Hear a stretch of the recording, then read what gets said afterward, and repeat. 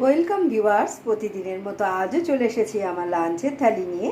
আজকে লাঞ্চে নিয়েছি গরম সাদা ভাত, তার সাথে নিয়েছি শসা ও বিট কুচি স্যালাড হিসেবে।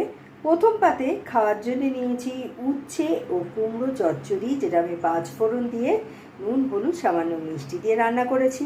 তারপরে নিয়েছি মুসুরির ডাল, যেটা আমি কালো জিরে ও শুকনো লঙ্কা ফোড়ন দিয়ে রান্না করেছি। তারপরে নিয়েছি আলু, লাউ ও বড়ার রসা। এগুলো বেসনের বড়া, বেসনের মধ্যে একটু নুন হলুদ মিষ্টি ও লঙ্কার গুঁড়ো দিয়ে মেখে ছোট ছোট বড়া তৈরি করে নিয়ে জিরে শুকনো লঙ্কা ফোড়ন দিয়ে আদা জিরে লঙ্কা বাটা ও টমেটো বাটা দিয়ে আমি এটা তৈরি করেছি। নামানোর সময় একটু ধনেপাতা আমি এতে দিয়েছি। তারপরে নিয়েছি রুই মাছের একটা পাতলা ঝোল, যেটা আমি আলু ও টমেটো দিয়ে আদা জিরে বাটা দিয়ে রান্না করেছি। আর শেষ পাতে নিয়েছি টক